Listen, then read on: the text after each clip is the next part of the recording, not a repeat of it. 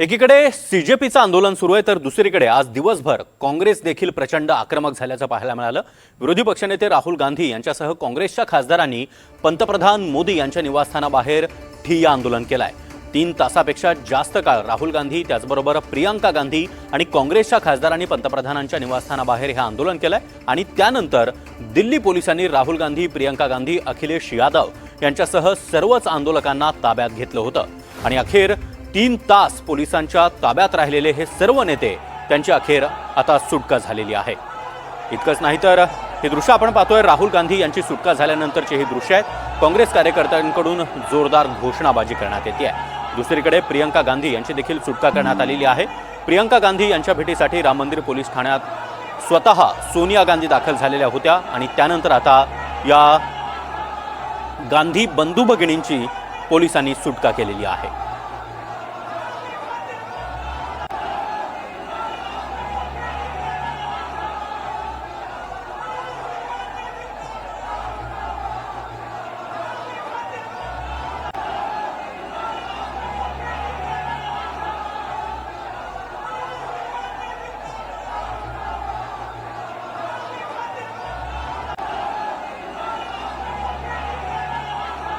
आज दिवसभर मोठा हाय व्होल्टेज ड्रामा हा राजधानी दिल्लीमध्ये आपल्याला पाहायला मिळाला।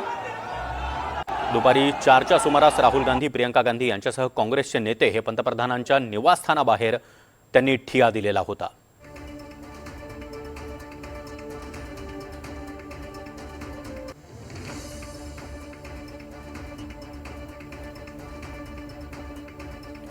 तर दिल्लीमध्ये आंदोलनानंतर राहुल गांधी, प्रियंका गांधी, अखिलेश यादव यांच्यासह अनेकांना दिल्ली पोलिसांनी ताब्यात घेतलेलं होतं। वेगवेगळ्या पोलीस ठाण्यामध्ये त्यांना ठेवण्यात आलेलं होतं आणि त्यानंतर तब्बल 3 तासांनी राहुल गांधी त्याचबरोबर प्रियंका गांधी यांची सुटका करण्यात आली आहे आणि या सुटकेनंतर प्रियंका गांधी यांनी नीट परीक्षा घोटाळ्यातील आरोपींवर नेमकी सरकारनं काय कारवाई केली असा सवाल देखील विचारला आहे।